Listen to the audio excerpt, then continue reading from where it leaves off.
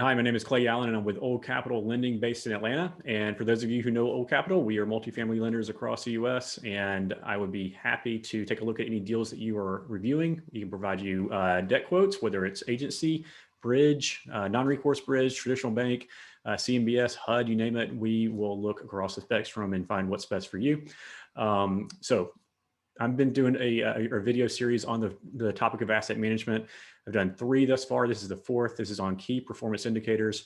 And the reason I wanted to do this one is, other than the fact that it's actually a pretty important part of your job to stay on top of these, the reason I wanted to is we talked about cash flow being the, let's say, the lifeblood of the asset, right? Well, if that's the case, then key performance indicators, your KPIs, those are the vital signs. You want to be on top of those and know not just where the property is today in these measures, but where the property is going to be tomorrow. So we're going to get into that. And these are the ones I want to cover. These are ones that I took a look at and we're trying to stay on top of on a weekly and monthly basis. And we'll get into maybe the rhythm a little bit. But we'll do this. I won't camp out on this particular slide. We'll break this up into occupancy, rent growth, and other types of KPIs. So starting with occupancy, leasing, renewal. This first one, trended occupancy, this is really your future occupancy looking 30 and 60 days out. Now, you might be thinking, well, how do you know what your future occupancy is going to be? Well, you don't really, but it just gives you an indication. And the way it measures it is it looks at your scheduled move-ins and your scheduled move-outs. Those that the residence has already told you that, hey, I'm moving in on the 15th of the following month. That's going to show up in your future occupancy for 30 days and 60 days. Likewise, if someone said they've given notice and they've said, I'm moving out the following month, that's going to figure into your future occupancy. The reason it's important is after you look at enough times and you kind of get into the rhythm of looking at it, you'll be able to kind of spot what is healthy and what's not, what's concerning and what's not. For me, when I looked at it, say for a 300 unit property, generally speaking, if I saw a 4 percentage point difference or 400 basis point difference in today's occupancy and the 60-day occupancy, so to put numbers around it, let's say we were at 95% occupied currently, and I was looking 60 days out and we were at 91%. That wasn't terribly concerning to me because I knew there was going to be leasing that would be coming in those coming months, but it was on my radar that there, obviously there will be a drop off between now and the future if there's not any leasing done. But is it a big gap? And a 400 basis point gap wasn't terribly concerning to me. Now, when I saw 800 basis point gap, yeah, that started to concern me a little bit. So that's when I could call, pick up the phone and call it my regional manager or property manager, say what's going on, what are we doing to get ahead of this? Is the problem due to lack of leasing? Is it we just have a number of move outs that we weren't anticipating higher than normal? And then try to formulate a plan around it because that's the beauty of this measure is you can look in advance and say we might have an issue. So that's that. Let me move on to net leasing. The reason I liked to look at this on a monthly basis is you could look at let's say the number of leases or the number of applications signed. Let's say it's 15 in a given month and you only had 8 move-ins. Then what begs the question is why did only 8 people sign leases when we had 15 interested and they'd gone to the point of signing apps and scheduling a move-in date? Well, it could be due to one or both issues that I've listed here, cancellations or denials. Now, if you dive into that number and you say, okay, well, we had 7 people not move in and all of them were due to they all cancel their lease. Well, there's something going on there. And it's probably due to the fact that the unit wasn't ready at move-in, right? So that could be if you're doing a renovation program and you're swinging hammers for a week, and during that time you're actually marketing that unit on your website. Someone snapped it up knowing that it was going to be a renovated unit. They were excited about it, and you told them it'll be ready on a certain date. Well, maybe the contractor drug their feet. Maybe the punch wasn't done in time, or it wasn't clean, and it came time to move in, and it wasn't ready. So they can just go ahead and move into another property and you've lost that prospect. So obviously you want to know if that's a common theme. It's going to happen, by the way, but if it happens enough, you're creating a mountain to climb. So you want to stay ahead of that. On the topic of denials, you also want to know if there's an elevated number of denials. Of course, you will see prospects who've signed apps and they're just denied because of background checks, or maybe it's income verification. it just didn't work out. And that's fine. But if you see elevated numbers of them, you might want to ask your property manager, your regional manager, why is that? Are we diverting our marketing dollars to the wrong area? Should we be switching up and trying to find more prospects that are better suited for this property? So that's why I like the net leasing. Now, again, didn't spend a ton of time on it. If there was an asset that had an issue, that's where you kind of dive into this metric, but it's just something I kept an eye on. All right, reasons for move out. That's one that is very commonly tracked, and I think for obvious reasons, you want to know, why people are moving out of your property. Most cases for me, it was home purchases and job relocations, and there's not a whole lot you can do about that, and it just is what it is, right? But when you're talking about things, you see maybe a common theme of unhappy with property management, or perhaps it's they're looking at, or they're moving to another property, a competitive property of yours. That's where you want to start to dive into that reason, or what's going on here, guys? Are we not competitive with our concessions? Or should we be offering concessions on renewals to kind of, to shore up the exiting prospects? So those are things that, once you understand there might be an issue, it's not your job to fix it. It's your job to pick up the phone and say, hey, I've noticed this. What are you guys doing to fix this? So, all right, that's reasons for move out. Renewal percentage is the last one I wanted to cover on the occupancy front. And when we talk about renewal percentage, usually that's done in the current state, the current month. You're in the third week of the month and you're only 30% renewed. That is concerning. Now it might be because you only have 2 or 3 units that were expiring and it's no biggie. But if you have 15, 20 units that expired and you have a low renewal ratio, then that's something you want to understand why. And then particularly if it's happened 2 or 3 months in a row, that's you looking back at the past. Then you got an issue that you really need to solve. It's probably something on your team, or it might be something with the presentation of the property itself. So that's why you want to look back at history, historical. You don't have to track this for every property all the time. It's just something to dive into if you notice an issue. For the future, when you're looking at future renewals, that's kind of helpful because for one, it can show you your exposure. Let's say the following 2 months. So if it's September, you can look at October and November at the expirations that are coming out, the number of expiring leases. And if that's a large number, that's something to keep your eye on, right? You want to make sure you're renewing a lot of those.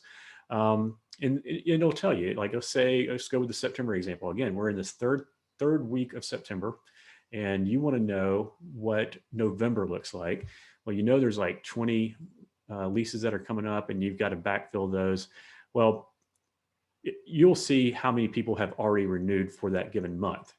And it might be at this point, 40%, and boom, you're feeling really good in September that 40% of your renewals are already signed for November. That's great. If it's 0, then let's go get on the phone with the regional manager and let's say what's going on. How are we addressing this?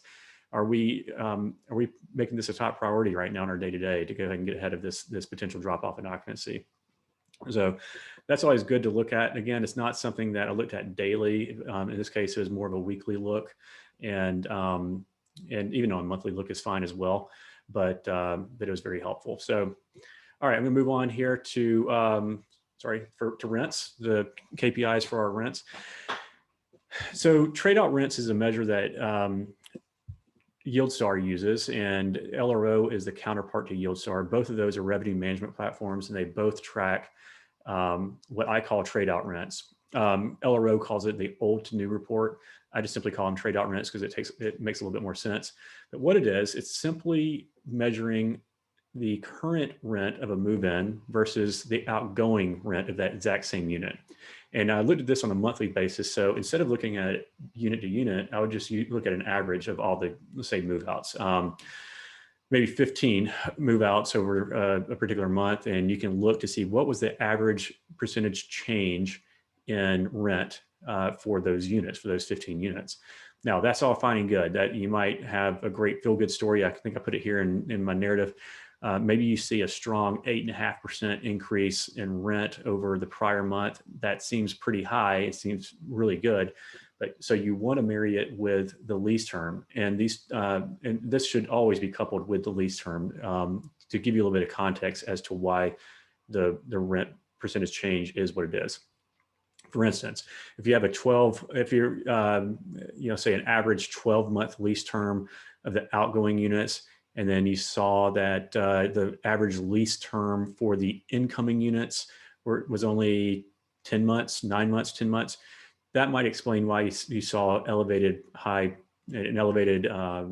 rent trade out, positive rent trade out of say 8.5% in this example.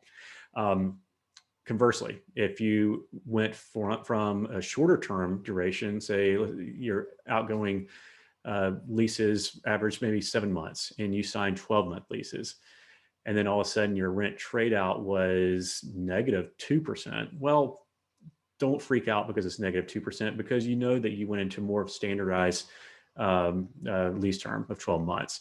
So I wouldn't worry about that too much. But when you look at that enough, you look at it month to month, you'll start to understand that, what's good, what's not. And frankly, I really liked this. Some people didn't like it as much, but I really like this measure because it just spoke directly to the rent growth.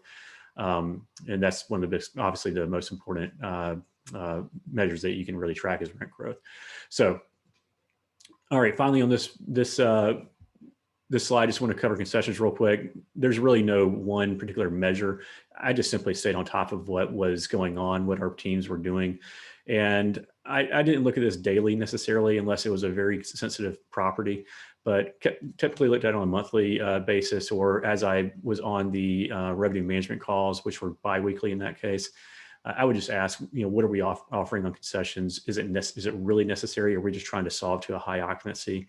What's the market doing? What are your comps doing in the way of concessions? So the only other thing I'd leave you here with is, I put it in the narrative as well.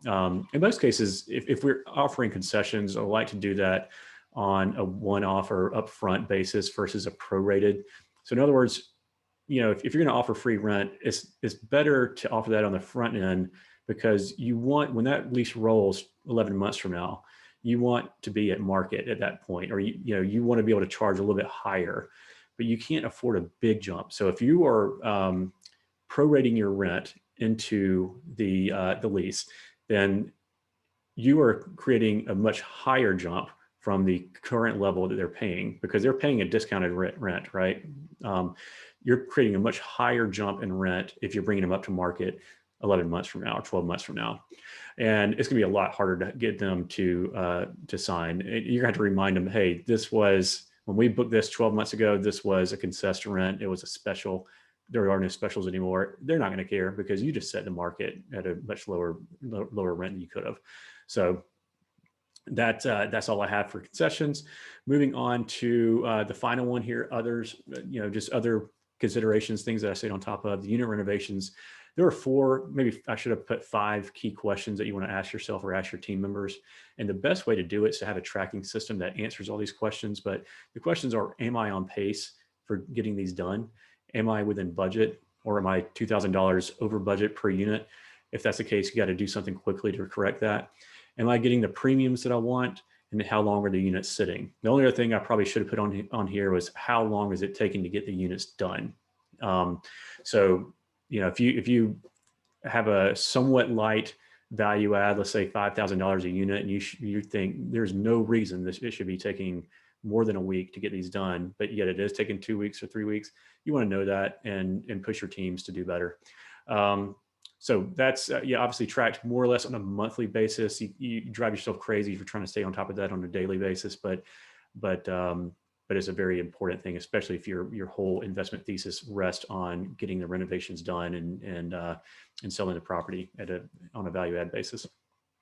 All right, collections, I'll move on here. Collections, that's something that became much more important when COVID came about, still is today, because evictions are hard to come by, as I record this at least. Prior to COVID, it almost was an afterthought at most properties, unless it was a property that just really struggled with collections. We weren't really tracking it all that much. We just kind of knew what the property would generally write off in the way of bad debt. Maybe it was 50 basis points, and it's kind of an industry average, if you will. And we were like, okay, that's fine. Well, as COVID came about, we started tracking this daily, and we would compare it to the NMHC data, and we would, kind of understand if we are doing things right or in line with everybody, all the other operators in the nation. And again, still, I'm sure it's a very high focus, but I think this is something that you really have to pay attention to at certain properties, and form a strategy around bringing those delinquencies in. But it's something that I really kind of dove into on particular properties in my portfolio in the past. And when we brought in the right people, we really fixed the issue. And when they really challenge our team to be knocking on doors, leaving notes on the door, emails, phone calls, being proactive on your evictions and filings, and just setting the tone for your resident base that we can't have this. That speaks volumes to your resident base that you won't put up with it, and you might see a decline in your delinquency and increasing your collection activity. So to that end, if it's a problem asset, staying on top of it daily or maybe weekly is definitely in order. So finally, maintenance tickets is the last one I want to cover. And this kind of, it's not something I looked at daily or anything like that. I just kind of eyeballed it, honestly, when we looked at a weekly traffic report. The only thing I'd say to this is, as you get to know the property itself, you're going to know what is a high level of maintenance open tickets, and what is not. So it might be based off the age of the property. It might be based off the demographic of the property, even as to how many open tickets there are. So don't get too hung up on it. But when you see a very high number of tickets, then you more than likely have some unhappy residents, and that bleeds into online reviews and whatnot. So keeping an eye on it is definitely in order. But don't cancel your plans for the day just to focus on this one issue unless it's really a problem.